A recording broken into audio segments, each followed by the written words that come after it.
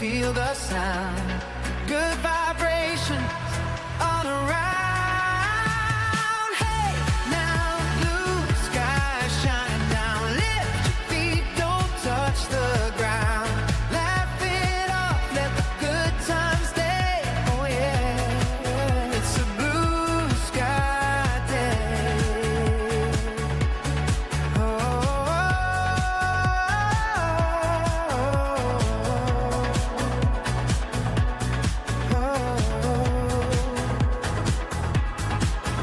No heavyweight, no looking back. Just open roads and a steady track. Hands in the air, feel the sway. Let the light carry us away.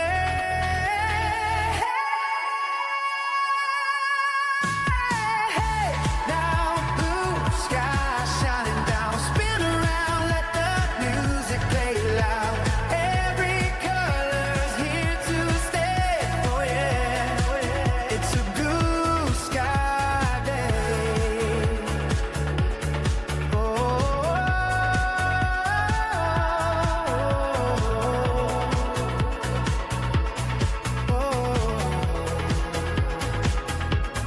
Morning light, as the clouds roll past. Hold this feeling, make it last. Blue sky smiling anyway. Oh yeah, a blue sky.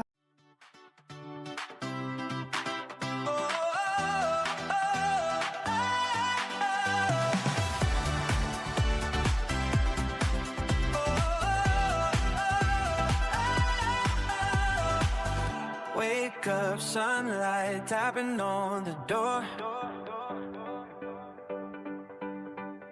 Feels like I've been here all before. Radio humming, the world feels right. Every little thing's in tune tonight. Shadows fade, the truth comes through. Fresh start in the morning blue. Hey now, blue sky shining down. Lift your feet, don't touch the ground. Laugh it off, let the good times stay. Oh yeah, it's a blue sky day.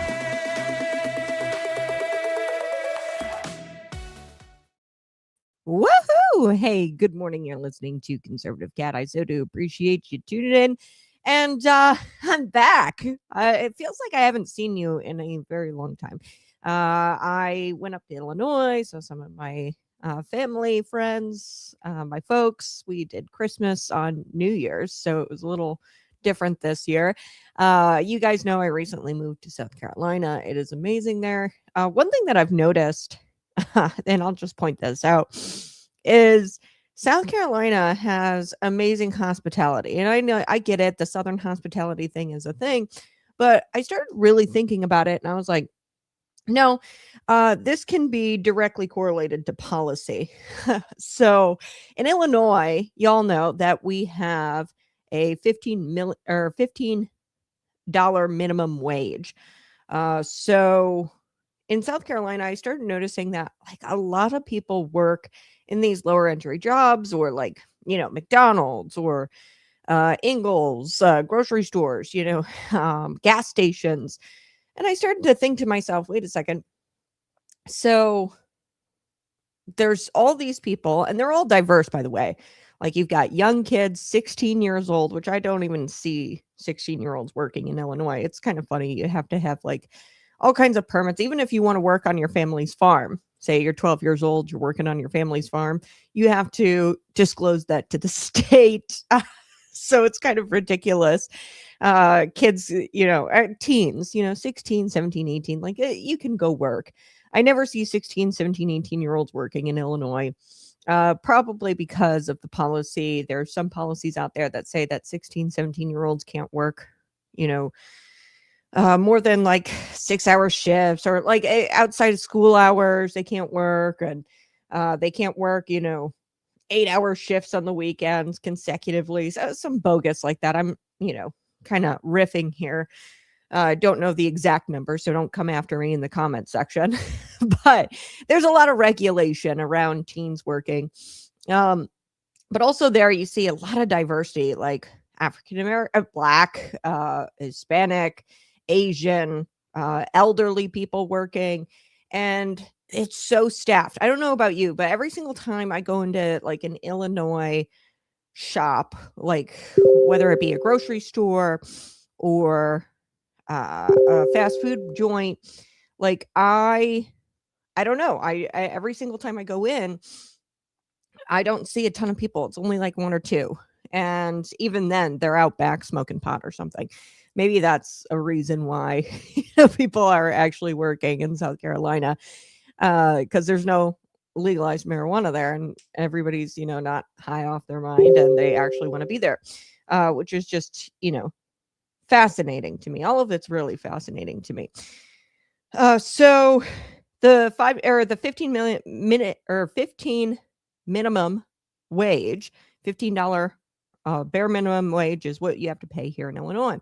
That's not the same way in South Carolina. I think it's like $7.25. Now, nobody I know is working for $7.25 an hour or $7.25 an hour. But you have some wiggle room as a corporation. So say Walmart, I walk into a Walmart here in Illinois, nobody's at the checkout. Like everybody's, on break, and there's 4 people like in the entire like supermarket. And I think really what it is, the corporations, they have some wiggle room in the southern state of South Carolina in comparison to Illinois. So you can pay the 16-year-old like $9.25 an hour, and he's going to be happy with that because he's just happy anybody saw value in him at all because he's just starting out in the workforce. But you can pay, maybe the elderly woman who has some experience under her belt, you can pay her $14 an hour. So, there's some wiggle room. I have to pay everybody the same bare minimum wage, the $15 an hour. So, sorry, I went on a riff. I was telling you about how I came up to Illinois, and I've been gone a few days from the show. We've been doing reruns, so if you missed any of that, go check it out. They're in the archives for you on YouTube. We have so much to get to today because I watched the entire press conference.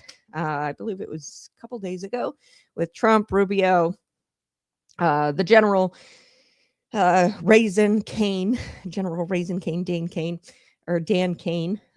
He was there, and Pete Hegseth. I watched the entire press conference, and you guys have tuned into my show long enough. I was really hoping that a regime change wouldn't have happened. Now, that's not what I think this is. I don't think it's a regime change. Really, what I'm picking up on here, Venezuela is like the 51st state. For now, anyway, which is kind of like ballsy.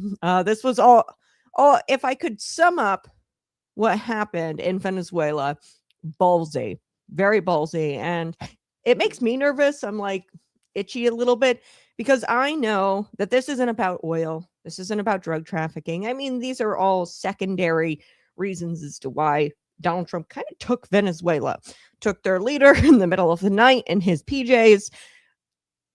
Craziness. So it was very ballsy, but I know that this is more so about, and I've talked to y'all about the One Belt Road Initiative. Okay, so China, and really, I mean, there could be a couple of reasons why Donald Trump did this. Primary reasons why Donald Trump did this. And I'm speculating. Obviously, I'm not in the room. I'm not in this in a skiff. We're gonna get to that. Chuck Schumer. Gosh, this was embarrassing. He really needs to open up his mouth, put his foot in his mouth. This was a terrible moment for Chuck Schumer. Democrats, they are hitting high hypocrisy hyperdrive. And we're going to talk about that, but we're also going to talk about Chuck Schumer's comments about how he was in a skiff, which is a top secret area. You're not supposed to talk about any discussions or conversations that happen there. And I'm not in those conversations, obviously, so I don't know, but here's some speculation. Okay, this is where I start to speculate. And you could kind of hear it in Marco Rubio's voice when he was in the press conference. He was like talking directly to China, like F around and find out. That's what Pete Hegseth said. And Marco Rubio, I think he was talking directly to China or Russia. And here's why I say Russia.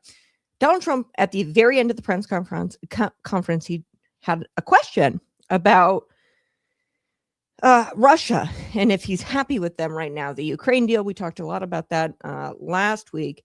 I said that the mineral deal essentially took out Putin's need to go into Ukraine.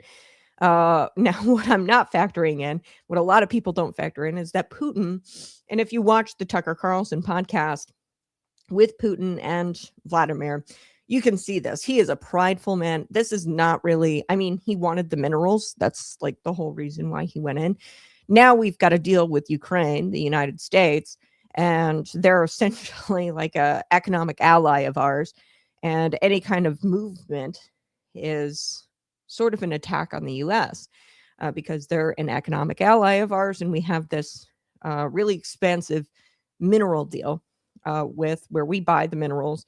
Buy the minerals. We sort of, in exchange, help Ukraine out with defenses, and we get these really rich minerals that we can use for domestic production for several things: electric cars, yada yada, computers, batteries, all that stuff. So really great deal that Trump struck there in Ukraine. But Putin is a proud man, and it's not really about, I mean, it is about the minerals, or at least that's what Trump thought. Really, what I think this is about is Putin's pride, the history there with Ukraine and Russia. Everybody in Ukraine is Russian speaking. A lot of people in Ukraine don't like Zelensky. They would prefer, if they were going to be under an authoritarian regime, a badass, he's an authoritarian thug, right? Putin, for all that he is, he's a badass, right? And the people of Ukraine would prefer Vlad over Zelensky, the guy who, look this up, played a piano with his ding-a-ling, struck piano keyboard with his ding-a-ling, and was in like leather high heel boots, and was singing, lip syncing.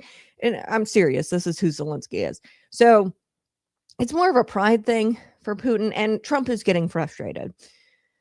So I think that the Maduro capture, because we know that Russia and China, what they do is they strike deals with these South American companies, more so China than Russia. China goes in and they say, hey, we're going to build you this huge infrastructure project. We're going to come in, we're going to build you like a high-speed rail or something. And then South America countries, they're like, wait a second, we don't have that money. And then they're in debt to China. China comes in anyway, and China says, don't worry about the money. We're just going to kind of plant a base here. Okay, so we know how close China and Iran are. And I'll get to this a little bit later in the show, but we've got so much to talk about. I just kind of want to give you my initial spiel because everybody's like, this isn't America first. And I would argue, I've been talking about this a long time, the One Belt Road Initiative, where you have all these countries, China, Russia, Iran, they're coming in and they're being adversarial with the United States without being outright adversarial. And they're attacking us from within. So a lot of these South American countries like Venezuela have gangs, drug trafficking, and they're trafficking drugs into the United States. China goes into places like Venezuela and they take their oil, okay, for free. Here, the United States is going to be buying this oil, and in exchange, helping Venezuela rebuild after a decade of authoritarian leadership under Maduro, and even prior to that, Hugo. So they're going to be helping them rebuild, and we're actually going to be providing something to Venezuela. Whereas China kind of did this thing where they were like, yeah, we're going to build you a high-speed rail, but we're going to hold this debt over your head, and we're also going to bring our military men here, and we're going to set up shop Okay. And we're going to be adversarial with the United States without actually being adversarial with the United States. You get what I'm saying? So this is America first in that we are protecting the Western Hemisphere. China has gotten very bold with the One Belt Road Initiative, and they've gone in to a lot of these South American countries and have essentially taken them over. Russia, they have an interest there with the Venezuelan oil, and they go in and they take it from Venezuela. Maduro was a hack. Okay. He wasn't even a real legitimate president of that country. He was just a shill for China. Okay. And he was giving them the oil for free, and the people were not reaping any kind of benefits from that oil. That's going to all change because we went in, we're taking the oil, but we're actually going to provide a life for these Venezuelan people because we're the good guys. Okay. And China, Russia, they're not in it for that. They're in it for all the wrong reasons. And we are going to not only make our country rich, but we're going to get Venezuela back on their feet. And I don't know, at some point, maybe they get somebody else in there, the vice president, possibly. They were talking about her in the press conference. I don't know. But we cannot forget that this is about protecting the Western Hemisphere from very strong global powers like China, Russia. We've got an adversary, Iran, and they've had a grip on South America. And they did this under Joe Biden. Okay. And Joe Biden let them. And it's time to take the country back and to say, no, stop effing around. You're going to find out. Okay. So I wanted to kind of just give you a spiel, my initial spiel, but we've got all kinds of things to talk about today. So Rubio, he really schooled this host, this Margaret Brennan. Okay. So she wanted to know why we didn't grab other people when we did this raid of Maduro. She goes, why didn't you grab 5 others during this raid? And he says, well, that's completely absurd. Yes. And we'll go into the reasons why. We're also going to talk about Chuck Schumer. We've got so much to chat about this morning. So Democrats have been losing their minds over President Donald Trump's actions in Venezuela to capture and arrest the dictator Nicolas Maduro, who was wanted by the United States and has been under indictment for 5 years. Okay, so we saw Democrats calling this illegal, that Trump needed congressional approval, and their hypocrisy is absolutely stunning here. Hypocrisy like I've never seen, given all the actions taken by Democrats like Barack Obama in the past. And we're going to go through those right now. So smash that like button, subscribe to the channel, share this out with your friends. I will take your comments here in just a little bit. Good morning, Cat and Chat. Heading into the office this morning, I voted for this. Love Marco Rubio, setting NBC straight. We are going to get to that clip as well. Yeah, I absolutely love it. Incredible clip. Hey, we can't take 5 people. It was hard enough to take the one guy. We prioritized the top guy. Duh. Sometimes I don't think that these liberals think about what they say before they actually say it. They don't think about it in their head. And like once they say it out loud, it's like, wow, you really didn't put that through a filter at all, did you? So Obama, let's get to Obama's past, okay? Because this just highlights their hypocrisy beautifully. Obama, he embraced a U.S. drone program. We know this, overseeing more strikes in his first year than Bush did during his entire presidency. Okay, total, we're looking at 563 strikes, largely by drones. He targeted Pakistan, Somalia, Yemen during his first 2 terms. And we compare that to Bush. He had 57 strikes, 563, 57. Okay, so between 384 and 807 civilians, including Americans, were killed in those countries. Okay, with the 563 strikes. And this is all according to reports logged by the Bureau. So, I mean, I don't know why Democrats don't recall Obama's actions in Libya. That went on for months without congressional approval. They even had ABC at the time questioning his actions in Libya. It went on for months. Still, really broken country. So, who can forget this clip? I pulled this. Take a listen. We saw he died. Did it have anything to do with your visit? No, I'm sure it did. Wow. Everybody remembers that, don't you? Don't you remember Hillary there? So the context, she says, we came, we saw, he died. Context there, 2011, Clinton was the Secretary of State. The comment came during a CBS interview after Gaddafi was captured and killed following a U.S.-backed NATO intervention in Libya. Clinton laughed, she clapped her hands, and here's why this matters. Gaddafi's overthrow was framed as a humanitarian success at the time. And I'm going to be straight with you. I don't like the whole, Venezuela, we went in to save the Venezuelan people. Because if that was the case, that's not very American first. Okay, that's policing. That's trying to be, a humanitarian, it's a humanitarian effort. Really, what's going on here is some 4D chess that Trump is playing with China, Russia, Iran, because they've taken over the South America and parts of the Western Hemisphere, and they've been adversarial with America and destroying America from within. And he said enough. Okay. Now, I don't really like the whole we're saving the Venezuelan people. Yes, that's a great bonus, but at the same time, that's not the primary reason, I don't believe. I also think that it was to try to get Putin to the table to end the war in Ukraine, because Trump has tried everything at this point, and Putin is being a little bit bitch. Okay.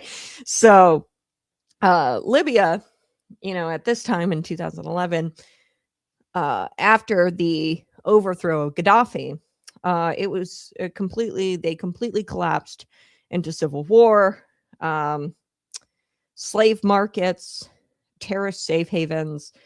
This quote that Hillary Clinton had here became a symbol of casual regime change arrogance. Okay, and this mindset of interventionist foreign policy. Okay, and that's not what Venezuela is. We weren't really intervening because, the Venezuelan people were under authoritarian dictator. We're not really doing that this go around. This was a law enforcement operation, and I'll get to that here in just a second. But so it's completely constitutional. In fact, Thomas Jefferson did something very similar, eerily similar, and totally constitutional law enforcement operation. And so in short, what Hillary Clinton did here, she was celebrating the death of Gaddafi, this Libya leader. And Libya has never really recovered from this death and from this regime change. Okay. Now imagine the hypocrisy it takes to criticize Trump, who didn't kill their dictator, by the way, who was illegitimate. He didn't kill him. He sent him to a district court in New York to answer for his crimes of drug trafficking. I think they threw on some weapons charges as well. Imagine the hypocrisy it takes to criticize Trump after all of these actions have been taken by Democrats. Okay, Barack Obama being one of them. So, dear liberals, here's my message. Obama ordered the killing of Osama bin Laden, no congressional approval. Obama launched airstrikes in Libya. Okay, and rebels killed Gaddafi, no approval. Biden ordered a drone strike that killed Zarahiri. Now that happened in 2022. No congressional approval. Okay, so imagine Trump captured this narco terrorist alive, brings him into the US for trial, and then these Democrats absolutely lose their minds. Double standards much? You should be saying the same things about Obama, Biden. And I'm going to take a quick break, and I'm going to be right back because we're going to talk about Thomas Jefferson and what he did. Everybody's saying that this is unconstitutional. Literally, Trump did like a Tom Jefferson 2.0, like very eerily similar, these two scenarios. So I'm going to tell you about how, back in 1800s, 1801, Thomas Jefferson pretty much did the same thing. I'll be right back.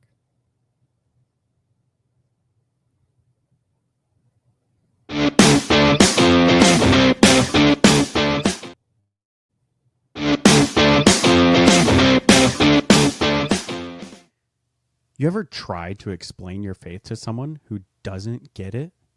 Like you're speaking a different language?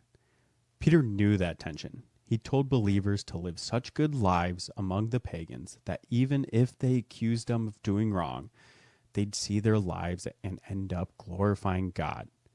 Translation: let your life preach louder than your lips. It's not weakness. That's warfare. You don't always need a microphone. You need integrity. You need consistency. You need to grind with grit and grace when no one's cheering. People are watching how you handle stress, how you treat your wife, how you react when life sucker punches you. They're watching to see if your God is real because your walk is the evidence. You don't get to control what they say, but you can live in a way that shuts lies down over time. Let your honesty wreck stereotypes. Let your discipline echo louder than their gossip. Let your kindness feel like a gut punch to a world used to selfish men. Because one day, maybe not now, maybe not soon, those same people who laughed at your faith might remember your life when they hit rock bottom. And when they do, they'll know who to call. Live like someone's eternity might depend on it, because it might. You want a pre-workout that speaks for itself? Patriot Pump doesn't need hype, just results. Clean energy, no crash, built for men who lead by example, on the platform or in the shadows. Fuels what matters. Train for legacy. Hey, smash that like button and subscribe to the channel. So do appreciate you. Happy Monday, my good peoples. Yes, will the New York judge, comment from Bob, will the New York judges actually convict him, or are they going to play the liberal card and dismiss all charges? Yeah. They're probably going to try to play this like, oh, this is unconstitutional. This was an unconstitutional raid, so therefore the arrest was not legitimate. That's probably how they're going to kind of play this. I'd imagine the New York judges, but they'd be wrong. And here's why. History. Let's go and look at this like little history lesson I have today, because they scream every time, a Republican president uses too much force without a permission slip. Okay. They clutch their pearls and they shout, illegal. This is illegal. This is unconstitutional. And they cry dictator. Okay, but here's the problem.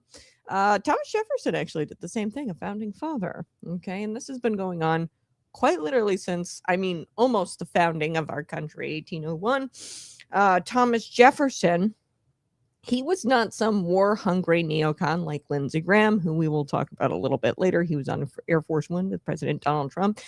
I'm all for taking South America back, okay, because that is in the best interest of America. That is America first. I've told you about the One Belt Road Initiative and how China is being very adversarial with the United States in a very sneaky way, and we've got to shut it down.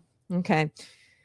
Thomas Jefferson, he's not a war-hungry neocon like Lindsey Graham. Seeing Lindsey Graham made me nauseous, okay, on Air Force One. I could deal with him not drooling over this, okay? And, I want to get back to Thomas Jefferson. He wasn't a George W. Bush, a Lindsey Graham. This guy actually loved small government. He was a strict constitutionalist, and he believed in minimal federal power. Yet, when American lives were at risk, Jefferson, he did not wait. He did not beg Congress for approval. He sent the Navy. So Tripoli, back in 1801, they kind of declared war on us, cutting down the U.S. flagpole. Okay. So Tripoli, this is Mediterranean. This was at the time of pirates. So this is Libya. This is the largest city in Libya. Major Mediterranean port in North Africa. Okay. It's kind of funny because this is all kind of like right there. And we've been dealing with this BS since 1801.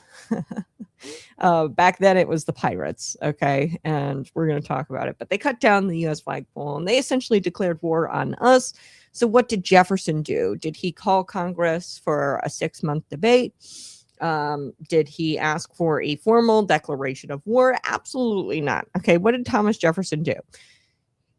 He had the U.S. naval forces go into the Mediterranean there, and he authorized them to engage the enemy. And get this, it was kind of like funny. He said, you can engage the enemy if you think that they're a potential risk to you. So, like, okay, you know that like meme where the dog is like going like this, like side-eyeing? So the whole time in the press conference with Trump, Rubio, and Pete Hegseth, they were sitting there saying, this is a law enforcement. Okay, y'all had like crazy naval like forces, like you should have seen the ships they had. And this was like so insane. Like the U.S. military might was on full display in the capture of Maduro. So to say like, oh, this is like law enforcement. Yeah, I mean, I guess you had the military members wearing like DEA vests, okay, an FBI vest. So, but Tom Jefferson kind of did the same thing here. He didn't say go after them and aggress or be an aggressor. He said, if they engage you, or if you think that they're a potential risk to engage you, then you engage the enemy. Okay, so only after the shooting and the battle kind of happens does Congress get involved. At this point in the 1800s, Jefferson explained his reasoning. He said, when there is a known threat and when harm may occur, if you hesitate, the president has a duty to act immediately. Okay, not ask, not delay, not outsource national defense to a committee. Okay, he acted. Thomas Jefferson made an important constitutional distinction. Congress declares war, the president repels threats. Okay, so Jefferson explicitly believed that preventative or defensive force, which this is, they've already, in South America, they've already taken it over. Our adversaries, China, Russia, they've already taken Venezuela. What's next? Cuba.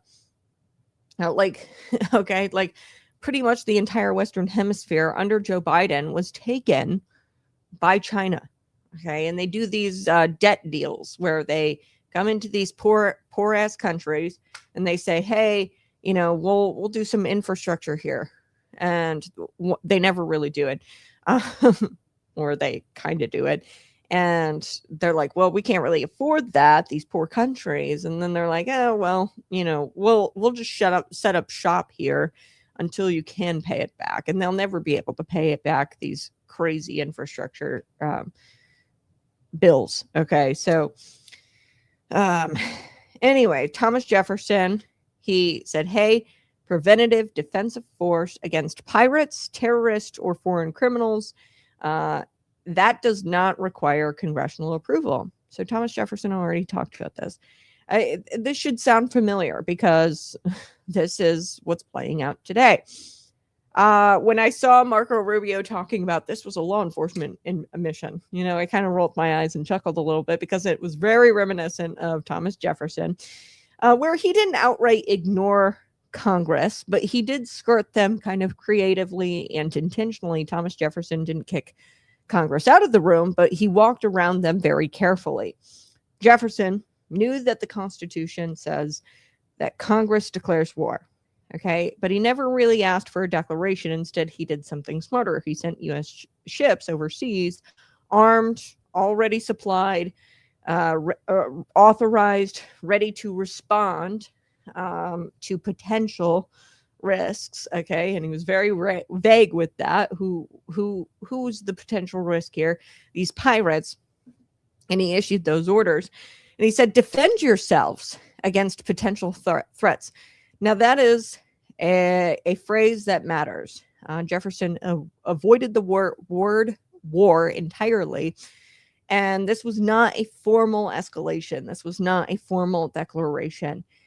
He framed the mission as protection of commerce, defense of American lives, suppression of piracy, because Americans were dying. Americans were getting their stuff taken. You don't mess with America's boats. Okay. So Jefferson, this was like law enforcement at sea. Okay. And this is like eerily similar to what Donald Trump did. Jefferson told Congress after the fact that, yes, we were engaging hostile forces, but only defensively. Okay. Here's the trick. Once the ships were allowed to defend themselves, combat was inevitable. Okay, Jefferson understood that reality. He didn't need Congress to go to war. He wasn't actually going to war because the pirates kept attacking the American captains, and now they were authorized to defend themselves against these potential risks. So that's how he, avoided violating the Constitution. He preserved executive authority. He still crushed the pirates. And Jefferson essentially said, hey, I'm not starting war. I'm preventing Americans from being killed. And by the time Congress debated it, the Navy was kind of already in place there, and the precedent was set. Okay. I would say that this would be the first instance where the precedent is set, where the president can rebel threats. Okay. And I don't know about you, China taking over the entire Western Hemisphere, that's a threat to the United States. And back then in the 1800s, just to finish the story, they did wind up approving funding and expanding his authority anyway. And he didn't break the law. Jefferson didn't. He outpaced it. He kind of stretched it. And enter Marco Rubio. He is defending the U.S. operation in Venezuela. The left is, screeching, this isn't legal. Where was Congress? This is an invasion. And Rubio shut this down. He said, look, this is not an invasion. We're not occupying the country. I'll tell you who was occupying the country. And Rubio didn't say this. I'm riffing here. I'll say this. The people who were occupying the countries that were invading those countries, China, Russia, and Iran. Okay. They're the ones invading these countries and taking their oil for free and pocketing all the money. We're actually going to go in there and help the Venezuelans out from underneath this occupation. This was a law enforcement operation, says Rubio. The U.S. forces went in. Venezuelan President Nicolas Maduro was arrested. FBI agents read him his rights. He was removed and brought to the United States. Now he sits in New York, a detention center, and he's facing drug trafficking charges, firearm crimes, terrorism. Look, this isn't Iraq. This isn't Afghanistan. And I know that you're going to get your Thomas Masseys and your America First people out there, and they're going to scream, this isn't America First. It is. Okay, you got to look at the bigger picture here. And, with Jefferson, it was, the pirates. Today, this is the modern edition. This is China and Iran and Russia, and they are being very threatening to the United States by taking over that Western Hemisphere. So the Constitution does not require Congress to approve arrest operations, which this was, counterterrorism raids, anti-piracy actions, extraction missions, law enforcement seizures of international criminals. If it did, if Congress had to have approved those things, then we couldn't protect Americans in real time. Okay. And Jefferson understood that. Lincoln understood that. Trump understood that. And for some odd reason, the modern left does not. I'm going to take a quick break. I'm a little out of breath today. You guys know I'm like very pregnant. 34 weeks. I'm getting close. So I'm like out of breath. I need like water, but I'm going to be right back. We are going to chat about Chuck Schumer because Chuck Schumer needs to open his mouth, insert foot here, because he was telling us about how he was in a skiff. And this is a top secret place. Okay. A skiff is a very top secret place. You cannot talk about conversations you have there. But here he is out there talking about conversations he's had in the skiff. So we're going to be right back. Smash that like button, share this out with your friends, and we'll be back momentarily.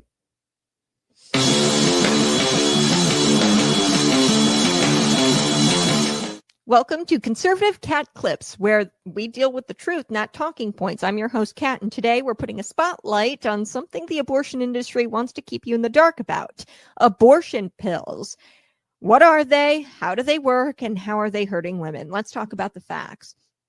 Over 54% of abortions in America are now done using chemical abortion pills. That number is climbing fast. Why? Because it's easier, it's cheaper, and it's quieter. But here's what they won't tell you. Abortion pills come with a serious risk. The process is two drugs: mifepristone, which actually ends the pregnancy, and misoprostol, which forces the body to expel the baby. Sounds simple, right? It's not. According to the FDA, 4,200 serious adverse events have been reported, including 28 deaths since 2000, the year 2000. And those are just the official numbers. In 2021, there was a peer-reviewed study that found that ER visits after chemical abortions increased by over 500% between 2002 and 2015. And here's the kicker. Many of these cases are coded as miscarriages, and they're coded as miscarriages because women don't, or they can't tell the hospital what actually happened and that they actually took these pills. That means the real damage, probably much worse. So way more than 4,200 adverse events since 2000. Now brace yourself. The Biden administration made it to where these pills were accessible by the mail with no person exam, no ultrasound, and no guarantee that the pregnancy had to be an ectopic pregnancy. So, I mean, you could be taking these in your 6 months, 7 months, 8 months along. And it's not, this could be deadly if you take it when it's not an ectopic pregnancy. Women are being told to take these powerful drugs and there's zero medical supervision. That's not healthcare. It's called negligence.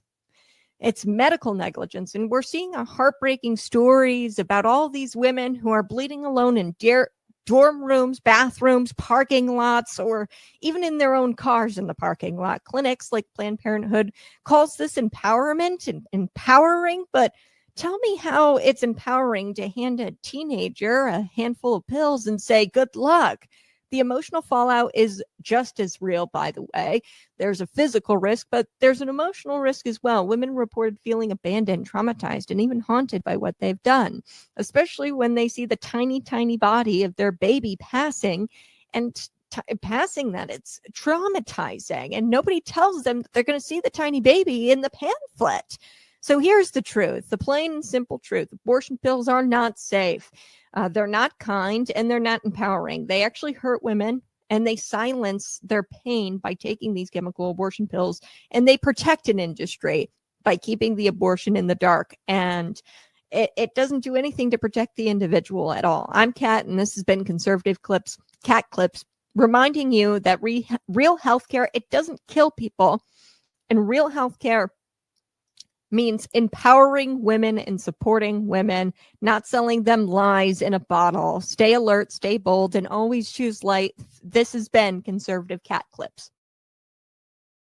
Hey, smash that like button, share this out with your friends, subscribe to the channel. I so do appreciate you being here. Trump took a hammer and he hit China and Russia on their big toes. Yes, that is exactly what went on here. And I mean, I'm a little nervous about it because are we entering a global war? How pissed off is China right now? How pissed off is Iran? How pissed off is Russia? And hopefully, like, Donald Trump knows what he's doing. I trust him. I saw this meme. It was so funny on TikTok where it's Shane Gillis. You guys know who Shane Gillis is. It was one of those clips and it was clipped out and it said, point of view, Donald Trump takes Maduro in the middle of the night in his PJs. And Shane Gillis is like, oh, man, this is going to be a tough one to defend at work, but I'm going to defend President Donald Trump because at the end of the day, I do trust him. But this was ballsy. And I can't help but feel, and maybe you're feeling it too, a little anxious because this is really a huge move. Like, this isn't about drug trafficking. This isn't about freeing Venezuela. This isn't even about damn oil. Okay. The Democrats will try to tell you that this is all about the oil and this is about, greed, and he's taking the oil from the Venezuelans. He's going in and he's invading. No, that's what China and Russia have been doing. What Donald Trump is doing is saying, hey, no, you can't take the Western Hemisphere. We should care about who our neighbors are. And that is America first. Not happy that Lindsey Graham is quite literally salivating over this and the neocons. But this is true foreign policy. This isn't your Barack Obama 536 drone strikes killing American civilians and like up to 800 civilians. That's not what this is. This isn't even really regime change from what I can tell. The U.S. is running it. Like, there's all those memes of Marco Rubio out there, and he's like the president of Venezuela, like, kind of. You know what I mean? So it's not really regime change. We just kind of took it over. Like, and it's not an invasion in the sense that we are going to provide Venezuela what China and Russia have not, which is fairness, and we're going to treat them like human beings. Okay, so catch your breath. Yes, feeling kind of pregnant. I'm not feeling kind of pregnant. I'm feeling very pregnant. I don't know if you guys can see my hair is like wisping in the wind here. I got a little fan because I am like, so I just short of breath. Man, the people don't tell you things about pregnancy. I'm telling you, they don't prepare you in high school and health school or healthcare class or health class. They don't prepare you at all. It's truly a miracle, childbirth and pregnancy. And, one thing that I've learned to do this year, I had a really tough year, a very full year, and I'm so blessed, and I don't know what happened in your 2025. I'm so excited for 2026. I get to become a mom. It's going to be great. But in 2025, it was one of those years where it was like so full, so much happened, like so many things were happening. Moved, got new career. I started this show, right? I started the show in June, July, somewhere around there. And like just so much. It was so full. And I really struggled this year. One of the hardest years. Sometimes you just have those years. And one thing that has really been so cool about 2025 is my faith has just grown immensely. Now, you always hear about this in church, like praising through the struggle, praising through the storm, praising God no matter what. And that's really easy to say, but it's hard to do. And I've realized like praise is a sacrifice that we make to God. And it was really hard to do this year. Praise him, show up to church, because things weren't going as planned. Things kind of went kind of crazy. And, the last thing I want to do is be like, yay, praise you God and I'm so grateful for the baby, but like, can't breathe. Like I'm struggling to breathe and do this show today. And, the last thing I'm thinking about is like, yes, I'm so grateful. Grateful pregnant women. I feel like that's an oxymoron. But I've done it. And I've really come to a place of gratitude in the struggle and appreciate the struggle of pregnancy. And there's so much beauty in it. And that's one thing Illinois has got wrong. They just passed recently. It was the assisted suicide bill, right? Where the physician assisted suicide bill. And Governor J.B. Pritzker signed it. People thought he wasn't going to because it was very controversial. He's obviously looking for a 2028 bid.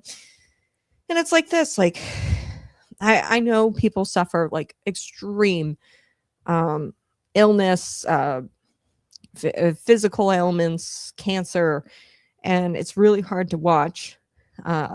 We do have medical aid, real medical aid in dying. They'll call it medical aid in dying, the assisted suicide. No, we've got things like morphine and drugs, hospice care, to try to make people comfortable on their way out.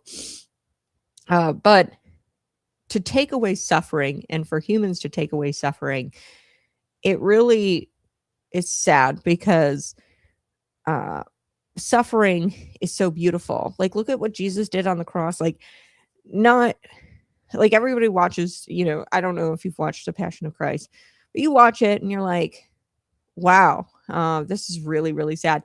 But there's so much beauty in it, in the struggle. And to dismiss that is just wild to me. And I think that women dismiss it. I don't know. I haven't gotten to the end. Women won't talk about, how much they struggle during pregnancy. I mean, they will, in joke or kind of in jest, but it is very tough. It's the most physically taxing thing I've ever done. And I think women don't talk about that enough. And you have influencers. I've actually watched Riley Gaines talk about it. She says, and perhaps this is her experience. And I just, quite frankly, don't believe it. Pregnancy is like, oh, it's a breeze, and we shouldn't be telling women that it's painful. No, the Bible says that it's painful. And there's a reason why. It's because of our sin, right? Right when Eve took the apple, you will know what it's like, or you will know pain in childbirth. Okay, this is what the Bible tells us. And, rather than like seeing pain as a bad thing, we should praise it. Because it's this amazing thing.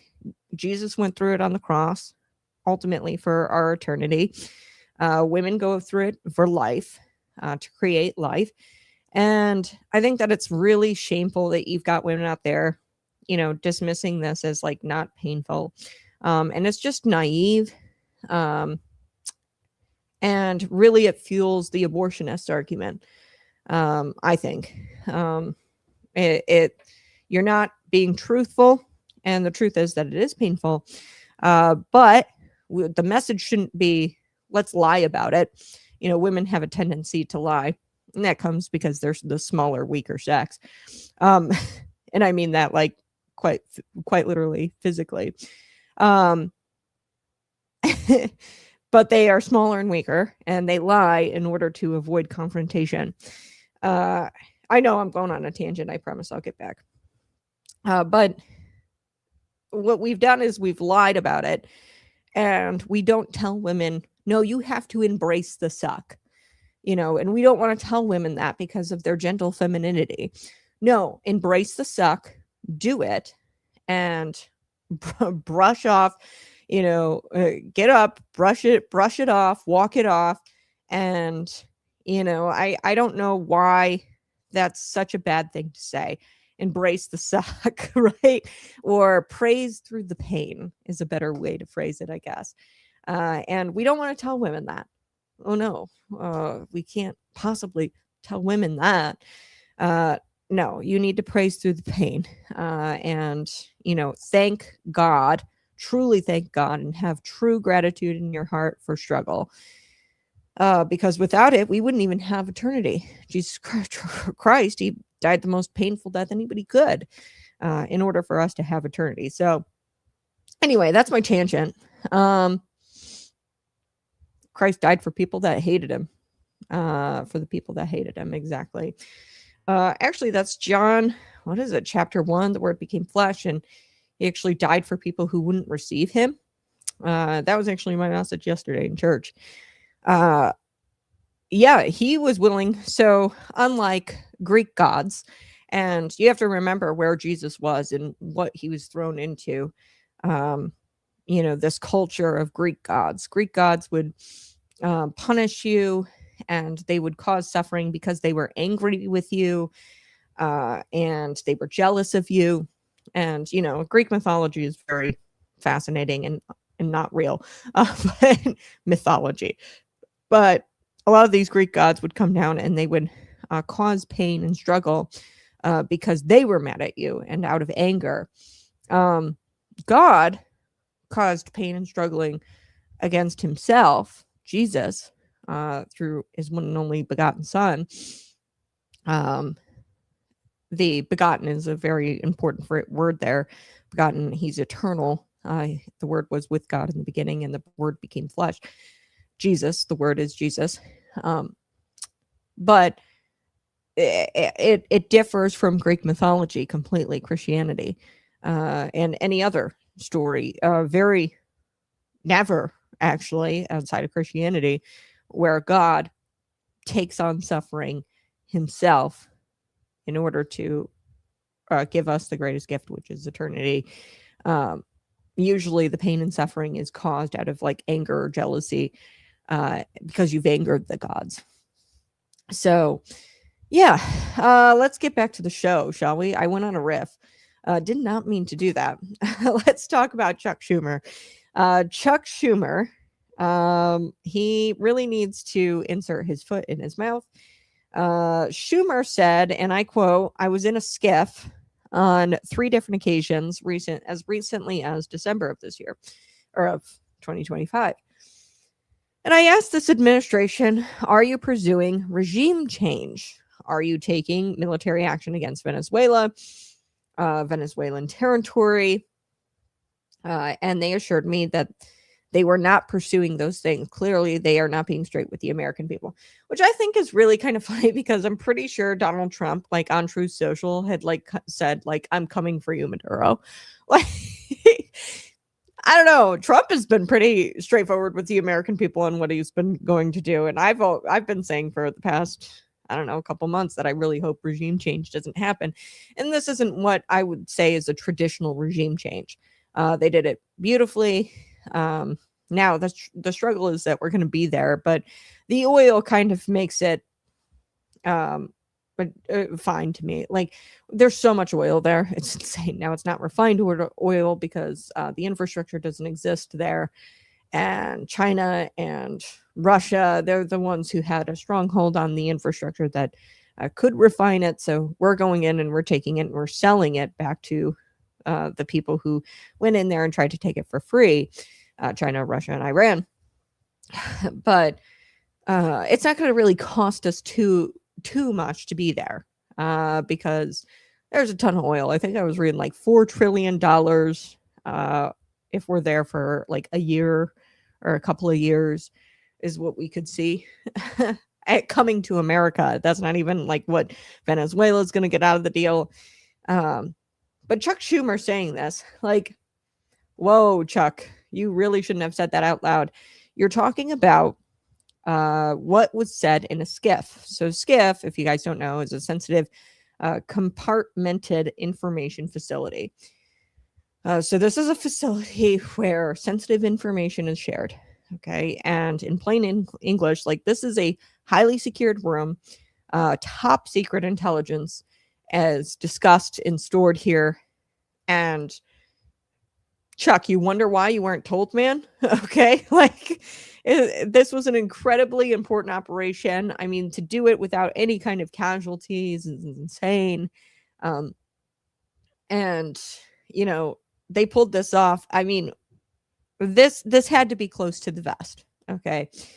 And if you're talking about on Twitter, on X, what was said in a skiff, you know, that you had conversations with people in a skiff, there's a big problem there. Okay. Nothing says you take national security seriously like publicizing conversations you say you had in a skiff. Schumer disclosing classified conversations to argue that he should have been told more in those classified conversations. Yeah. Oh,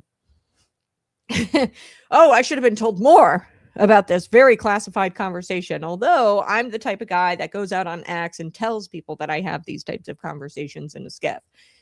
So Democrats are not only hypocritical, but they don't have a leg to stand on here. Of course, Donald Trump should not, Secretary of State Pete Hegseth, nobody should have briefed Democrats in Congress about this. Otherwise, the operation would not have been successful.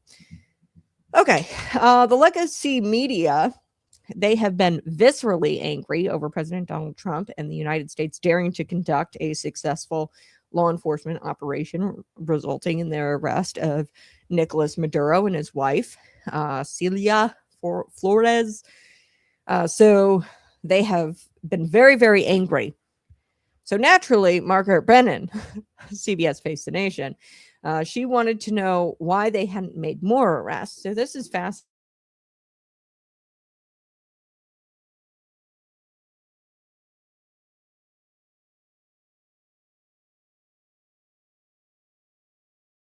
Invasion, right? But at the same time, they wanted Secretary of State Marco Rubio and the Trump administration to take more people, apparently, because Marco Rubio, in an appearance with Brennan on Sunday morning, he had to like stifle his laughter. I can literally see him stifling his laughter. And he pointed out how absurd this premise of this argument is, where Margaret suggested that they should have grabbed more people, like Interior Minister Diosdado Cabello, Defense Minister Vladimir Lopez, others that were part of this, part of Maduro's crew. Okay. And they weren't swept up in this nearly flawless operation. And she's big mad about that. So I want to play this clip. Here we go. In place, the defense minister, who has deep ties to Russia, $15 million price on his head, he is still in place. I'm confused. Are they still wanted by the United States? Why didn't you arrest them if you are taking out the narco-terrorist regime? You're confused? I don't know why that's confusing to you. They're still in power. It's very simple. You're not going to go in and wrap up. But you can't go. You're going to go in and suck up 5 people. They're already complaining about this one operation. Imagine the howls we would have from everybody else if we actually had to go and stay there 4 days to capture 4 other people. We got the top priority. The number one person on the list was the guy who claimed to be the president of the country that he was not. And he was arrested along with his wife, who was also indicted. And that was a pretty sophisticated and frankly complicated operation. It was. It is not easy to land helicopters in the middle of the largest military base in the country. The guy lived on a military base. Land within 3 minutes, kick down his door, grab him, put him in handcuffs, read him his rights, put him in a helicopter, and leave the country without losing any American or any American assets. That's not an easy mission. And you're asking me, why didn't we do that in 5 other places at the same time? I mean, that's absurd. I do think this is one of the most, daring, complicated, sophisticated missions this country has carried out in a very long time. Tremendous credit to the U.S. military personnel who did it. It was unbelievable, and tremendous success. And today, an indicted drug trafficker who was not the legitimate president of Venezuela, who we don't recognize, the Biden administration didn't recognize, 60-something countries don't recognize, the European Union doesn't recognize, and many countries in Latin America don't recognize. He was a indicted drug trafficker. He was arrested. His wife was arrested, also but the indicted, others who are also indicted are still system of courts. The others who are also indicted are still in place. So that's the point of my questioning there. But you talked about not being the legitimate. So you wanted president. us to land in 5 other military bases? No, I'm asking why you chose that this was the limit of the military operation. But to your point that you just made, that that Maduro was not the legitimate president. He was the guy who was claiming to be the president. Right. Well, the opposition. He was the top target. He was the top target. God, sometimes I don't think that these liberals think before they speak. So it's like arresting Al Capone while simultaneously complaining that law enforcement didn't grab his underlings, like Johnny Three Thumbs, Sal Pasta La Vista, at the very same time. Like, of course you're going to go for the guy, the top guy, right? Brennan here, Margaret Brennan, she genuinely believed that she had this gotcha moment here with Marco Rubio. And Rubio politely pointed out that the question was ridiculous. And he was amused that she was confused by why they didn't go in and arrest like 5 different people on all these different air bases or military bases there in Venezuela, which are really just Chinese military bases, because let's face it, Venezuela has nothing. Like, you know what I mean? Like, everything that they've got is China's. And like people don't know that, that this isn't even a real country. It was an illegitimate president. It's not even a real country. He was just China, like shadow government, okay, running this. I like how Marco Rubio shot back. He goes, "You're confused. I don't know why that's confusing to you." The Secretary of State went on to point out that this was very complex operation. He criticized Britain for simply assuming that they could do it a few more times without any hassle. He goes, "What are you going to do? Go in and suck up 5 people?" This clearly irked Marco Rubio. He was very irked by this. He said, "They're already complaining about this one operation. Imagine the house we would get if we got everybody else, right? And if we had to go in there and stay for 4 days to capture 4 other people. Like, you guys are already pissed off that we took Maduro. Like, could you imagine if we took everybody else in the Venezuelan government, really shadow government?" He noted that the U.S. got the top priority, okay, and that is who they got, the top priority guy. And this is a guy who illegitimately claimed to be the president of Venezuela. And this was the number 1 person on their list. And this is the guy who claimed he was a president of a country he was not the president of. They also arrested his wife, who was also indicted. And, this was a very sophisticated, complicated operation. Margaret Brennan, she is probably maybe not the most biased Sunday morning host on CBS. I think that's George Stephanopoulos. But I will say that she's probably got a lock on the dumbest host, who are like the host that does not think before she speaks. Rubio literally had to hold back laughter here. I could see it. He says, "It's not easy to land helicopters in the middle of a base, in the middle of a military base in a country." This guy lived on a military base, land in 3 minutes, kick down his door, grab him, put him in handcuffs, read him his rights, put him on the helicopter, leave the country without losing any Americans or American assets. He goes, "That's not an easy mission." And he goes, "And you're asking me why we didn't do it like 5 more times?" He goes, "That's absurd." So let me boil down what Brennan is saying here. Essentially what she's saying here is Maduro is the capture of Maduro is illegal. It's terrible. Blah blah blah blah blah. But also, why didn't you do it several more times, right? So, like, you can't have your cake and eat it too. If you're going to claim that this is illegal, you can't demand that they go in and do it like 5 times over, right? Like, it is like so idiotic. Rubio, to his credit, he handled it like a champ. And as for Margaret Brennan, like, this is the same woman.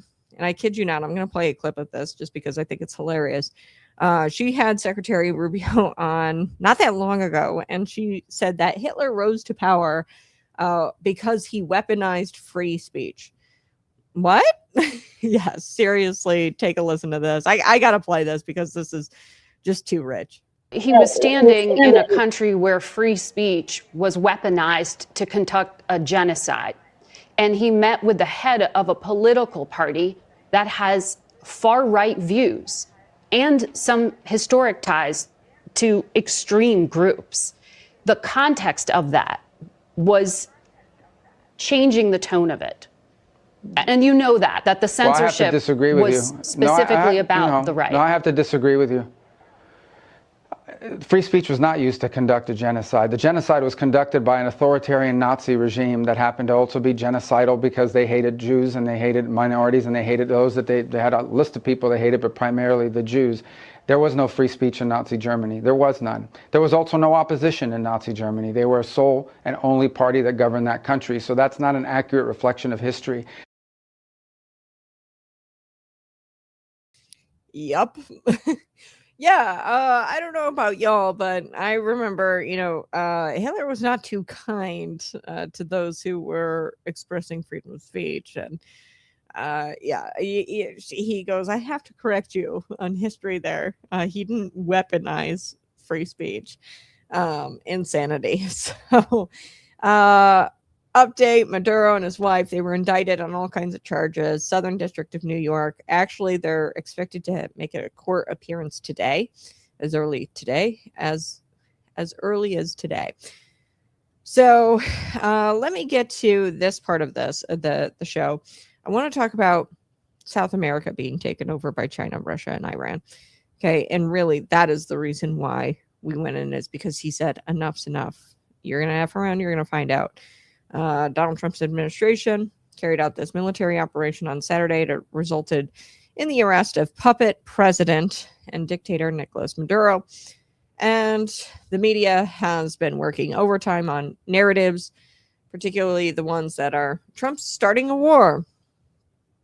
He wants to steal the Venezuelan oil, which is not what Trump is doing. It was stolen by China, Iran, and Russia. And Trump's taking that oil, paying for it, and giving Venezuelans something back in return, unlike what China and Russia were doing. Trump overstepped his constitutional powers. Well, earlier in the show, I talked about the constitutional powers. Thomas Jefferson did pretty much the same exact thing in the 1800s. And then the precedent was set that the president can rebel enemy forces, without congressional approval. Okay, he can't formally declare war, but he can rebel enemy forces in defense of America. And then they say Trump is ignoring the American people and their concerns. Okay, that is what the legacy media narratives are.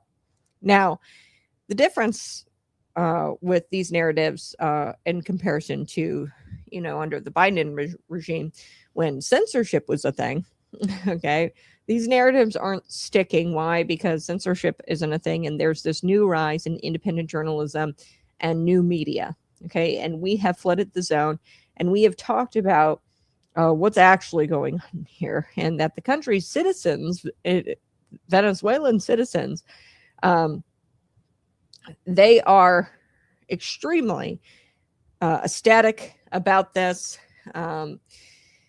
And they have been making their voices heard. Now, I don't think that this is the primary reason. Now, if this was the primary reason, it would be very Lindsey Graham-esque, very Barack Obama, Clinton, George Bush-esque, where we would go in for humanitarian reasons to try to free the Venezuelan people and bring democracy to Venezuela.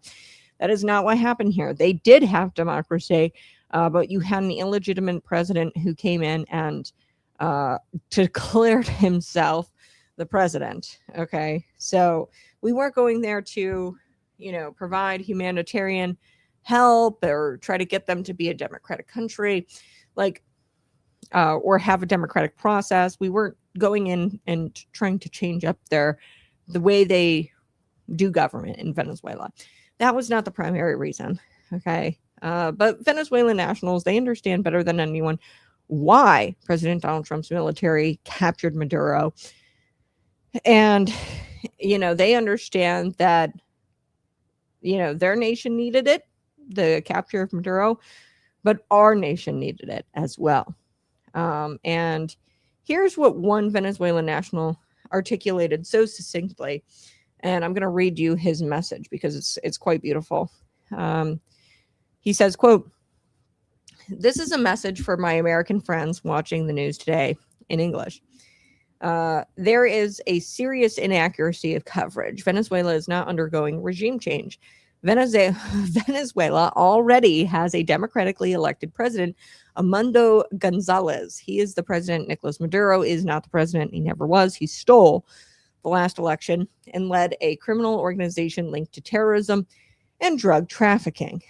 Quick aside, in order for you to fully grasp what's going on in Venezuela, you've got to understand the El Cartel de los Sols. Okay, so souls is sons. Okay, and this cartel is the government. Okay, this is what you get when you've got the government being a drug cartel. And I told you that I didn't want to see a regime change. I wanted Donald Trump to go after China. I was hoping he'd go after them economically, which he is. Tariffs, things like that, tariff policy. But the fentanyl is manufactured there. And what China has been doing is they've been having these Venezuelan gang members, DDA, and Chinese migrants. You guys have seen all the videos back under the peak of the Biden administration, the peak of open borders, right? You saw all of them were military-aged men. They were here, and they were trafficking drugs into the United States. They are trying to take out the United States from within, and it's working with the drugs. Okay, and they're just being straight up adversarial by taking over the Western Hemisphere. So this El Cartel de los Sols, okay, it is made up of Venezuelan generals, regime officials, and they are using military power, airplanes, airports, borders. They are using the military power to move cocaine. Okay, so the government is the drug cartel, and like I said, Maduro is a hack for China, and they're doing this at the direction of China because they want to take out the United States. Okay, and how do you do that? You destroy her from within. Why do you think we're going through a culture war? Why do you think we're going through one of the biggest drug epidemics? I mean, this is huge. Fentanyl. It affects multiple people in my family, your family. They are trying to destroy America from within. And by they, I mean our adversaries, our global adversaries. Okay. So this name, El Cartel de los Sols, comes from sun, the word sun, and on the uniforms of these government officials who are the cartel members, they have like quite literally a sun. It's like a badge, a sun badge. And the sun, the people who have this badge, they're the ones in on this cartel. So this isn't like street crime. Okay, they're using the military, the taxation of the Venezuelans, the money of the Venezuelan citizens to do state-sponsored drug trafficking. And who's manufacturing this fentanyl? China. Okay, and this is why, the U.S. is not treating this like politics. It's just not just like petty drug trafficking. Okay, this is organized crime, and this is a matter of national security. Okay, because China, and they're infiltrating our transportation. I've told you about the semi trucks, the illegals. Okay, and we have people in the United States, governors, who allow illegals to get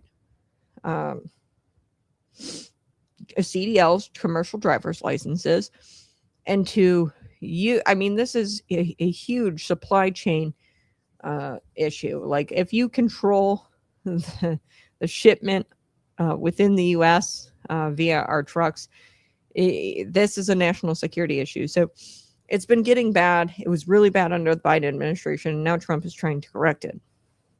Okay. So thanks to the courage vision of Secretary Marco Rubio, the decisive leadership of Donald Trump, the Venezuelan national goes on. I did a quick aside. I needed to tell you about really what Venezuela is doing as far as the drug trafficking. This is state-sponsored drug trafficking, and it's not just the state of Venezuela. It is the CCP. Okay. But the decisive leadership of President Donald Trump and the actions of Secretary of War Pete Hegseth, the United States has finally recognized the fundamental truth. Protecting our Western Hemisphere from terrorism, drug cartels, and authoritarian ideologies is a matter of national security for the United States. Beautiful. Like, put so succinctly from this Venezuelan national. This is America first. And, pointing out the inaccurate coverage, the narratives, that this is about Venezuela oil and Donald Trump wants to take it. Like, that's not what this is. Now they can't say, in the press conferences, like, no, we're fighting back against China. They can't say that kind of stuff in the press conferences. But that is really what the primary goal here is, I think, with the capture of Maduro's to piss off China and Russia and essentially tell them, you F around, you find out. So it's so important that we point out the inaccurate coverage as independent media.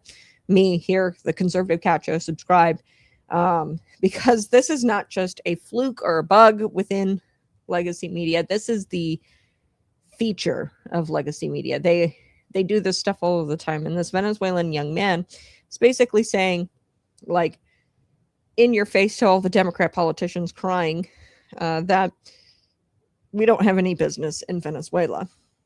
This young man, and I'm going to play the clip, has just let us know that we do have business in Venezuela because China is making it our business by taking over the Western Hemisphere, using Venezuelan TDA gang members, using the El Cartel de los Sols, using their military, their airports to attack America from within. They've got immigrants coming, flooding the zone, destroying us economically, no housing for people. These Venezuelan gang members are raping, human trafficking, drug trafficking in our country.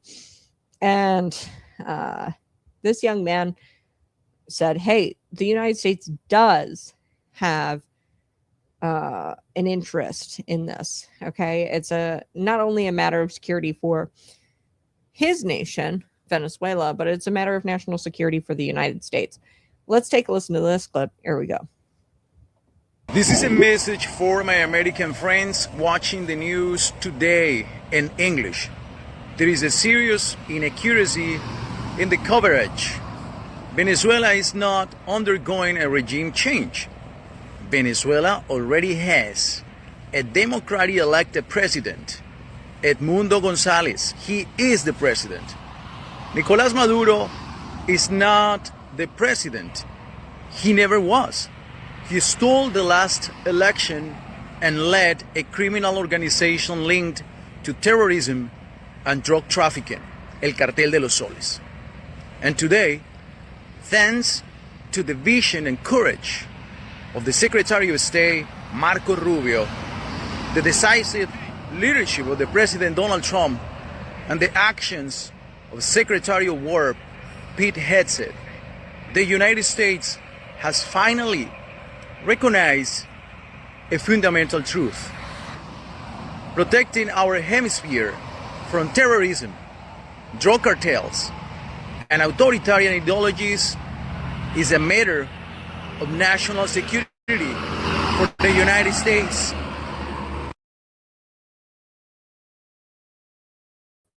There you have it.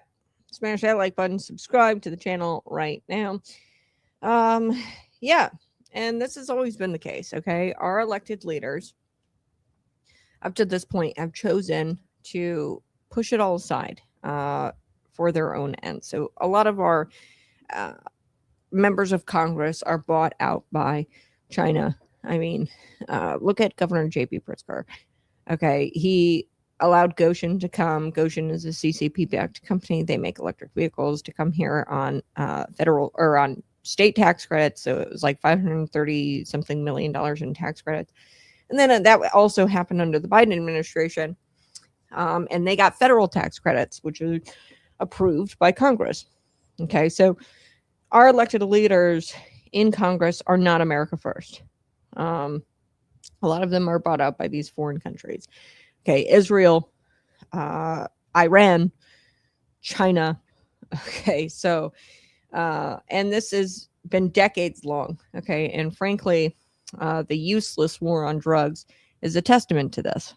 Okay, first, Black Americans watched as cities that were once cohesive communities fell to crack cocaine. Okay, and they said, oh, the war on drugs. The response here to the war on drugs was the Reagan administration had mounted its war on drugs, and then the H.W. Bush and Clinton administrations continued this farce, allowing these cities to be further eviscerated, while people who could afford it fled to the suburbs, out of these cities, like Chicago. Okay, and the ones that remained in the cities, they depend on the government, and they depend on the consultancy class is what I call them.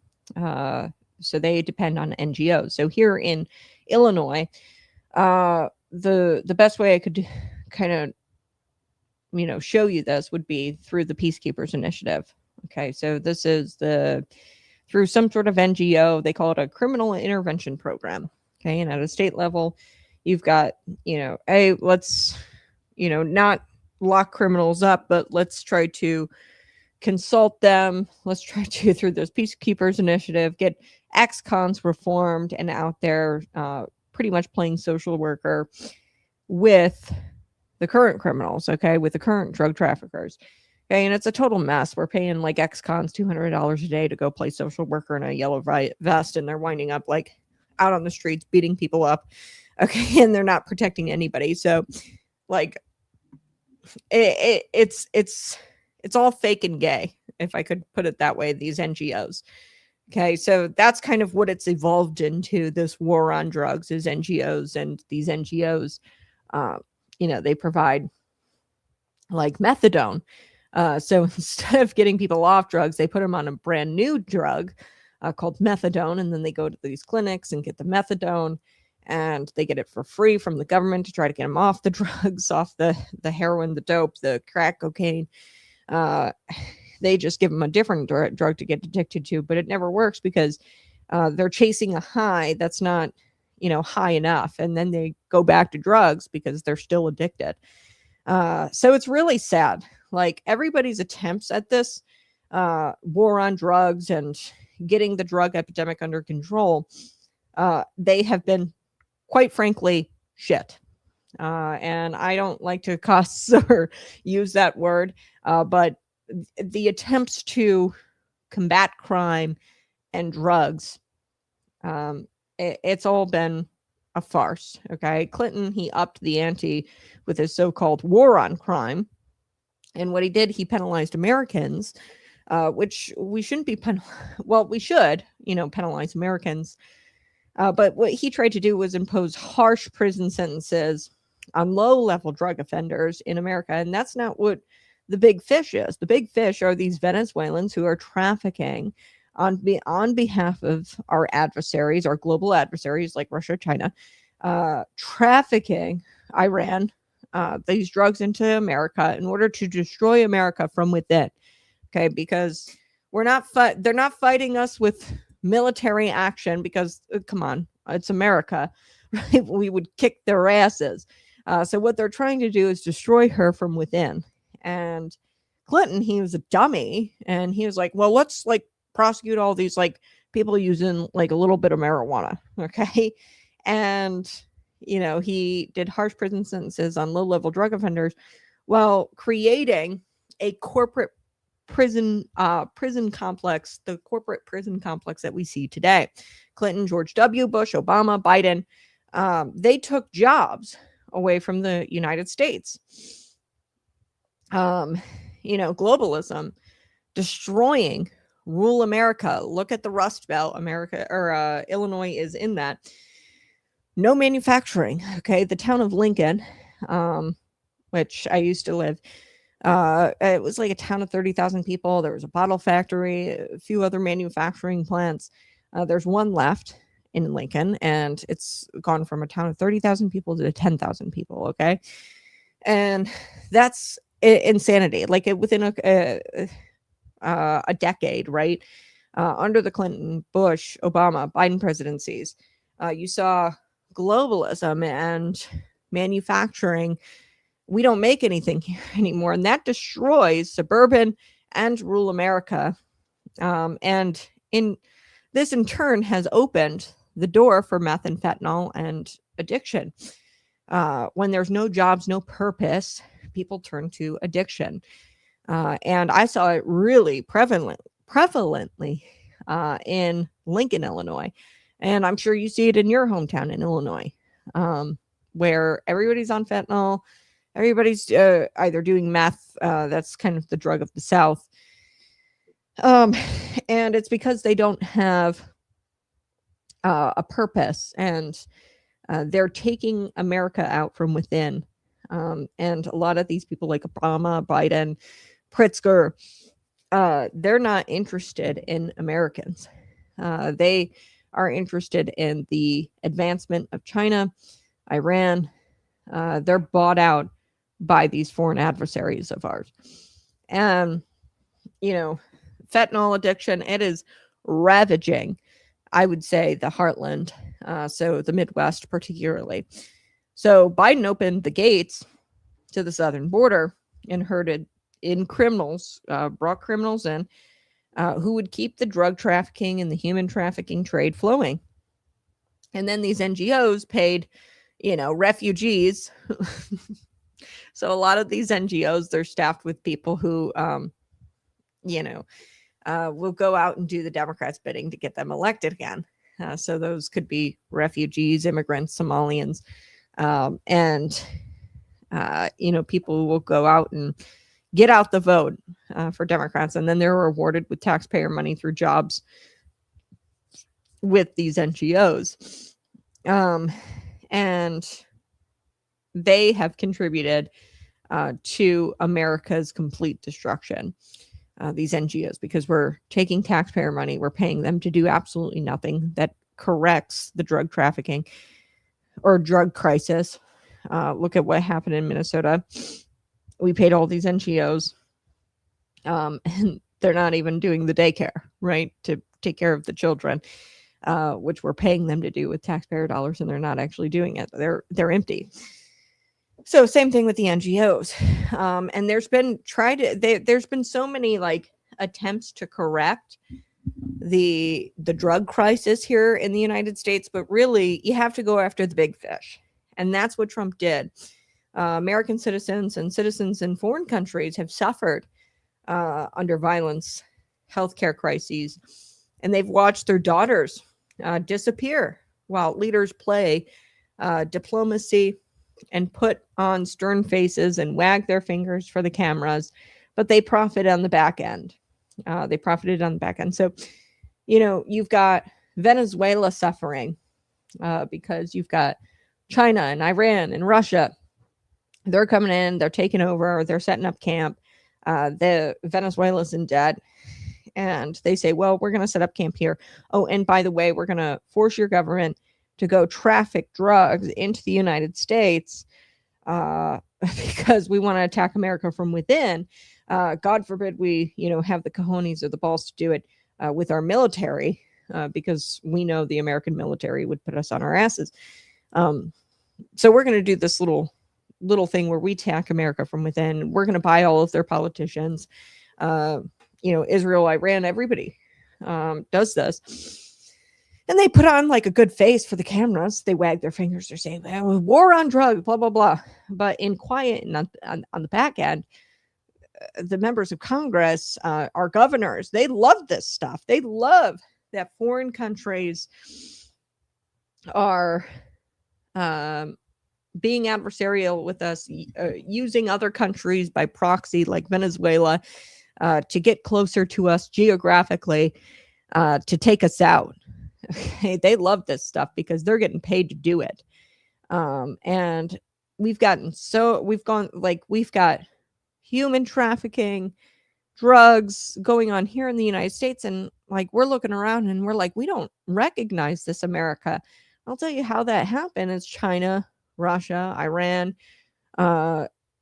doing this invasion of the Western Hemisphere, taking over these poor countries, who are vulnerable, getting their governments to do their dirty work, which is to go in and flood the zone with drugs, immigrants, human traffickers. I mean, this is bad.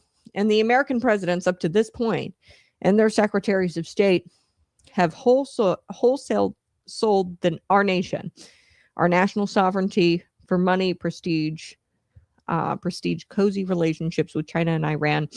And they, while peddling cheap goods and globalism, to erode the fabric and the people who made America great. Okay, that is what Make America Great is all about. For years, we've had American presidents, Secretary of States, Congress selling out our national sovereignty for money and for a cozy relationship with Iran and China. And, they are eroding America. So the arrest of Maduro, not only removes a major conduit of this corrosive evil, but it cuts off the haven that the wicked leaders of Iran, China, and other terroristic regimes could run to for sanctuary and easy cash. Because that is what's going on, as China ran to Venezuela and they went there for the easy cash, the oil. They took the oil for free.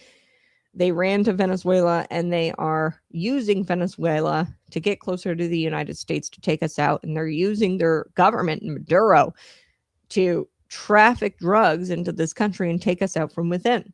So during the U.S. attacks on Venezuela, they reportedly struck an Iranian factories that were producing drones.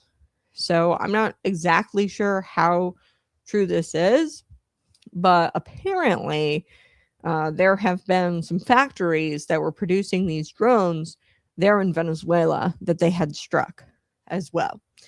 Now that obviously was not the headline. Maduro and his capture was the headline. But this is huge. The Islamic Republic has used Venezuela as a South American base, thanks to Maduro for many years. Islam, Iran and China are like this.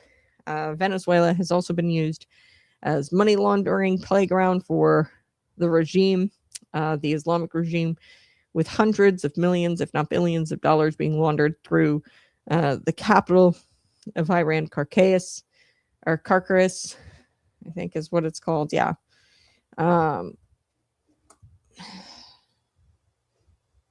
Or no, the capital, sorry, of not Iran, Venezuela. Sorry about that. I'm getting mixed up. So, Khamenei, Atali Khamenei, who is, a part of this Islamic regime, is very upset about this. China is very upset about this capture of Maduro because they don't have their guy anymore. And he has reason to worry after this decisive action from the United States.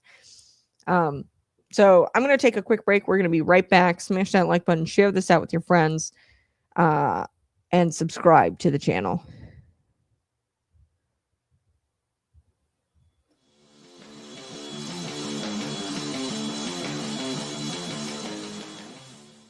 Hey, you're listening to the Conservative Cat Clips. This is the place where we don't call 911 first. Nope, we pray, we prepare, and yes, we pack heat. Every time there's a tragedy, the media and the Democrats, they start crying, do something, and do something. And what they mean is more laws, more bans, and more restrictions, not on criminals, mind you, but on law-abiding citizens. So let me tell you what evil doesn't care about. They don't care about legislation. The man willing to break the sixth commandment, thou shalt not murder, doesn't blink twice at your AR-15 ban. Okay, he doesn't read your gun-free zone signs. He sees those signs and he says, this is an invitation for me. Gun control doesn't stop evil.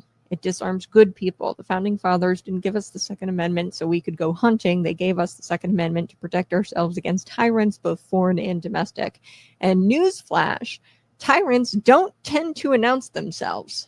They come wearing smiles and waving around fancy policies. And I also want to talk about self-defense today. Self-defense. The average police response time in big cities like Chicago could be up to 10 minutes, sometimes even longer. I know the Chicago PD is really struggling with that. Response times in rural areas, it could get up to even 30 minutes response time. So if somebody kicks down your door, are you going to ask them to wait until the government sends backup to protect you, or are you going to protect your family and take matters into your own hands? So grandma, in Peoria, Illinois, she is just trying to defend her property, but yet she's the one treated like a criminal. She has to go through all kinds of crazy background checks, permits, training. And the thug in Chicago, he gets the gun out of his trunk in an alley And he didn't think twice about our laws, okay? It's about power. It always has been. Every dictatorship in history has disarmed their citizens first. First, that's Stalin, that's Hitler, that's Mao. They didn't want competition. And once the guns were gone, so were the rights, the freedom, and the people. So a disarmed people is a controlled people. But an armed, faithful, and free people, that is a nightmare for tyrants. And really, it's a blessing to your neighbors if you are armed. The Second Amendment isn't outdated. It's eternal. And just like evil, just like our right, just like the evil has the right to do evil things and that they will, we have the right to resist evil and to arm ourselves. And the Second Amendment is pretty dang clear, shall not be infringed. This has been Conservative Cat Clips. Hey, smash that like button, share this out with your friends. I so do appreciate you tuning in. And subscribe to the channel while you are here. So big news. Reportedly, now I haven't seen this widely reported, but the U.S. struck while they were there in Venezuela. The strikes took out some Iranian-linked facilities producing Shahed drones. Okay, these drones were hit. So why does this matter? Because Iran was using Venezuela for years as a quiet foothold in South America, thanks to the Maduro regime. They just kind of like let Iran and China come in. Okay, and they were producing drones. They were laundering money through the capital of Venezuela, moving cash and resources far from the Middle East to closer to the U.S. hemisphere. And in other words, I mean, Venezuela has functioned as Iran's offshore base. Okay, so if the U.S. really hit these Iranian drone infrastructure, this is not just a message for Maduro in Venezuela. This is not just going after Maduro and freeing Venezuelans from Maduro's, authority. This is a message to Iran. This is a message to Ayatollah Khamenei, and he has reason to be worried. And what this is, it's a signal. It says, hey, we're watching you. Your assets aren't safe anymore. And Venezuelan journalist Mariana Antosio, and I'm going to play the clip here, reinforced the truth and debunked the legacy media talking points. So she said that, or reiterated that Maduro's arrest is not about regime change, and it's not about blood for oil. Okay, it's not about taking the oil and like purely economic reasons. Okay, so the Democrats are going to try to say that, oh, Donald Trump took the oil purely for economic reasons. This was not about humanitarianism either, to free Venezuela and create democracy over there, or a democratic process over there. This is Trump creating a wall against this flood and this takeover of the Western Hemisphere. So this journalist told Bloomberg News that this is about us as a nation wanting to come back into the fold of the Western Democrat nations and to the values that those nations represent. And I believe that the interest of the United States and every single American citizen is to want that as well. We have tried by every means necessary, including democratic means, to get rid of this regime. Like, they elected this guy, Amanda Gonzalez. It didn't work because Maduro took over. This Venezuelan journalist, and Tessio, even made finer points, saying that Maduro's regime and his actions against those he considered his enemies being adopted by other nations. So Colombia, Mexico, Peru, like, these are all proxies for the global powers and for Iran. And this is a disenfranchisement of their citizens. These countries, the leaders of these countries, Colombia, Mexico, Peru, South America, it is a disenfranchisement to their citizens. It's destabilizing their countries, having China and Iran Russia, global powers, our adversaries, really America's adversaries coming in. It destabilizes their citizens and the countries. But this journalist here feels like the removal of Maduro could have a domino effect and unravel this connected thread. It's like the fall of the Berlin Wall, right? We're seeing the dismantling of Venezuela being essentially an offshore base for Iran. And then I think that this is going to have a domino effect. Take a listen here to this clip. Here we go. On what you just heard from the congressman. And how often do you hear the phrase blood for oil in Venezuela? Joe, thank you for that question, because it's a question that we absolutely need to reframe here.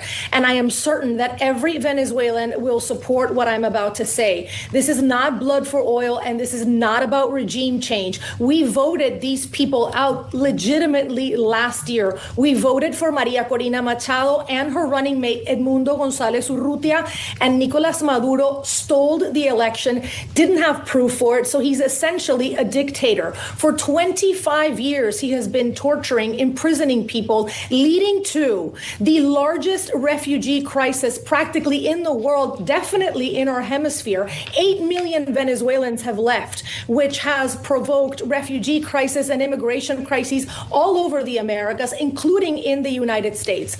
This provoked a humanitarian crisis where in a country with so many barrels of oil, you didn't even have medicine or food. And if I may, I know it firsthand because I lost my father during that humanitarian crisis because of the lack of medicine. So this is a catastrophe that is happening, a 2.5-hour flight from Miami in our hemisphere, continuous human rights abuses that is also, by the way, spreading influence to places like Colombia, like Mexico, like Peru, and destabilizing the entire region. So this is absolutely not about oil. This is about us as a nation wanting to come back to the fold of Western democratic nations and to the values that those nations represent. And I believe it's in the interest of the United States and every single American citizen to want that as well. We have tried by every means necessary, including democratic means, to get rid of this regime. But again, as I mentioned before, Nicolás Maduro was a puppet, and you saw in his foolish, embarrassing, almost buffoonish behavior in the way that he reacted to President Trump's threats and to the buildup in the Southern Caribbean that he's clearly not calling the shots here. I am worried about right now these two power brokers that have already on the ground reacted to the news and seen to be vying for this power vacuum. Padrino Lopez and Diosdado Cabello, way more powerful and way more fearsome than Nicolás Maduro. Mariana, I'm so sorry to hear about your father. I know that life in Caracas and Venezuela has been incredibly difficult over the last couple of years, but I do want to follow up on what you just said about these other power brokers who are in position and already vying for the job. How possible, how realistic is it for these Democrats? Okay. So I'm not going to play that whole clip. The gist of it here is that Colombia, Peru, some of these other countries, they've got very powerful adversarial countries in there that have taken over, and really what they're trying to do is just take out America from within through the drug trafficking, the human trafficking, the illegal immigration, the mass migration, and they're just closer to us geographically. So Americans have to understand that an investment in Venezuela and their outcome is essential. I'm really nervous about who gets in after we're there, and I'm hoping that we just stay there for a good bit. I don't think it's going to cost as much as Donald Trump had talked about in the press conference, because we've got this oil now and it's ours to sell. And Venezuela loves it. They want America. They don't want China and Russia to take their oil and to not give a damn about them and not provide them healthcare or anything like that. What America's going to do is sell the oil, put money back into the country of Venezuela, and we're going to take a good chunk of the pie because, hey, we're doing it, right?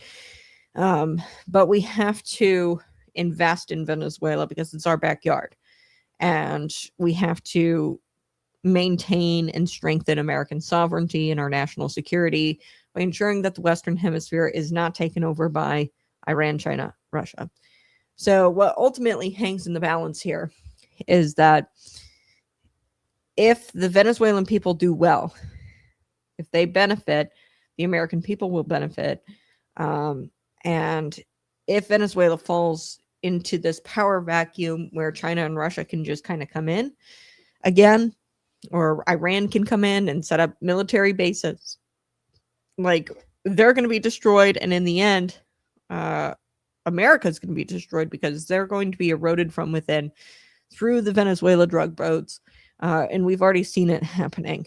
Okay, so Senator Tom Cotton, he wrote on his X account, quote, Nicolas Maduro wasn't just an illegitimate dictator. He was also running a vast drug trafficking operation. That's why he was indicted by the U.S. court nearly 6 years ago for drug trafficking and narco-terrorism. I spoke to Secretary Rubio and confirmed that Maduro is in U.S. custody and will face justice for his crimes against our citizens. I commend President Trump and our brave troops and our law enforcement officers for this incredible operation. The interim government in Venezuela must now decide whether to continue drug trafficking, hanging out with China and Russia and Iran, and colluding with their adversaries, with our adversaries like Iran and Cuba, or whether they want to act like a normal nation and return to a civilized world. I urge them to choose wisely. This is really intense stuff, folks. Our elected leaders in the past have assumed that this is all above our heads and that we don't care and we don't understand and it's not worthy of our time and attention. This is worthy of our time and attention. The taking over of the Western Hemisphere has been something that I have been waiting for the Trump administration to address. I did not think that they'd address it this way. He's taken a completely different course of action here, and it's tangible action to protect America's borders and to reveal to us why this matters. So I'm proud of President Donald Trump. Anyone who has a problem with Maduro being captured and brought to justice, show them this clip. I'm going to show you this clip. And this is really intense stuff. So this is the footage of what Maduro does to his own people. Okay. And, you know, this is who they're standing with, these communists here in this country. Take a look. Sí. De hecho, esa cúpula que lleva arriba, mira, ahí vemos esa imagen que se repite. Lamentándolo mucho. Que se repite. That's a truck running people over, his own citizens. Okay. Venezuela has been freed from Iran, China, our adversaries. And that's how this is America first. Because, you know, and I as much as I hope Cuba, I think Cuba might be next. And like I said, I think that this is going to have a domino effect because there have been countries all along South America that have been taken over at this point. And I think that this is going to have a domino effect. As much as I really hope that this is a domino effect and we start taking places, the United States back. And, you know, they want to be a part of the Western values and the Western Hemisphere. They don't want to deal with the stealing of China. They're stealing of their countries from China. This was fascinating, this clip. I'm going to share this with you. This is Lindsey Graham. And he's on with Air Force One. And this is where I'm going to struggle a little bit because I can't stand Lindsey Graham, neocon. The neocons are very happy about everything that Trump is doing.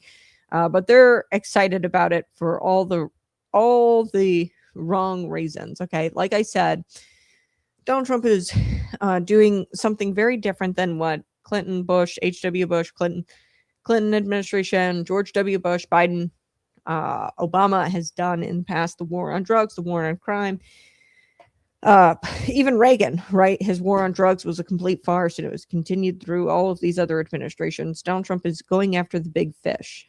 We're not going after Americans for the drug crisis.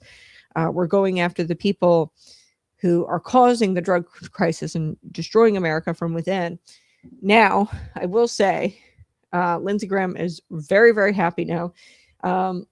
It's probably because he's bought off by Israel, and obviously Israel is our ally. But they're going to benefit huge from this, Israel, because Iran is being destroyed by this. Okay. That is what's going on. That is why he has a huge smile on his face here. I'm going to share the clip here with you. My gosh, I can't stand this guy. And look, that's not what this is about. This is not about Israel and making Israel great. This is about making sure America is protected because it's our hemisphere that they're in. Okay, so take a look. Here we go. We have some good people. We have Senator Howard Lutnick from Congress. We have Steve Lowe. We have a lot of people. We have Aaron. We have a lot of people. Go ahead. We have some good people. It's practically giddy. Do you see the smile on Lindsey Graham's face? Oh my God. And you know, I'm disappointed with President Donald Trump. Don't surround yourself with people like this. Do it for the reasons you're doing it. Don't do it to appease or to appeal, because Israel is going to be like, okay, we see Lindsey Graham. He's working with the Trump administration to, you know, screw over Iran. We like that. We're going to donate all kinds of money to this guy. And that should not be the reasons we're going into Venezuela. Not for politicians to line their pockets. And yeah, it's wrong of Trump to surround himself around people like that. The message has to be clear. It has to be that, hey, this is protecting the Western Hemisphere from an invasion of America's adversaries are attempting to get closer to us geographically, and they're peddling drugs and have been peddling drugs into this country for quite some time to take us out internally. And this is a matter of national security. This is not so that way Lindsey Graham and his ilk and others in Congress can get rich. Okay. Because it's beneficial to the foreign entities that they represent. This is for national security, and this is for America. You guys have a blessed day. Bye-bye. Love you so much. We'll be back again tomorrow morning, bright and early, 6 a.m. to 8 a.m. Central Time. It's been an awesome show. Subscribe while you're here, and I'll be back tomorrow morning. Bye-bye.